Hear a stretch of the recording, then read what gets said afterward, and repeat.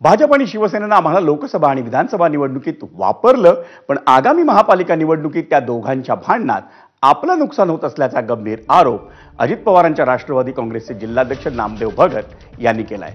नवी मुंबईकरांनी यांना शहराच्या विकासासाठी निवडून दिलेलं असताना हे भांडण करण्यात व्यस्त असल्याचा घरचा आहेर महायुतीतल्या राष्ट्रवादी काँग्रेसनं दिलाय।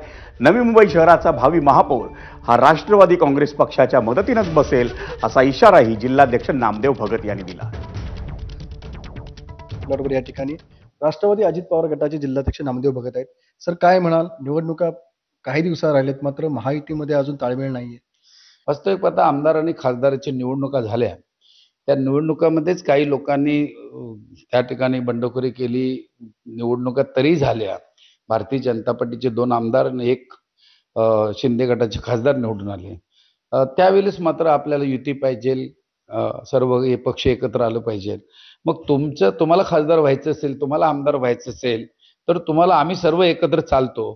मग कार्यकर्त्यांची जेव्हा वेळ येते नगरपालिकेची, नगरसेवक होण्याची, त्यावेळेला मात्र नेत्यांची भूमिका ही वेगळी का असते? भाजप आणि शिंदे गटामध्ये जी सध्या आरोप प्रत्यारोप सुरू आहेत, त्याच्यामध्ये तुमच्या पक्षाची फरफट होते असं तुम्हाला वाटत नाही? नाही, आम्ही मजा बघतोय, परंतु आम्ही मजा बघतो आनंदात नाही।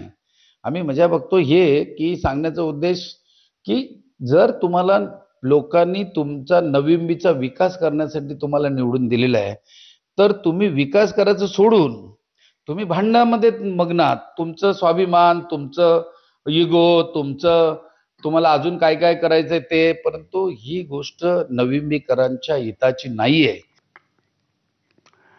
ठाण्याची जिल्हा परिषद ही भाजपची झाल्याशिवाय राहणार नाही असं सूचक वक्तव्य भाजप प्रदेशाध्यक्ष रवींद्र चव्हाण यांनी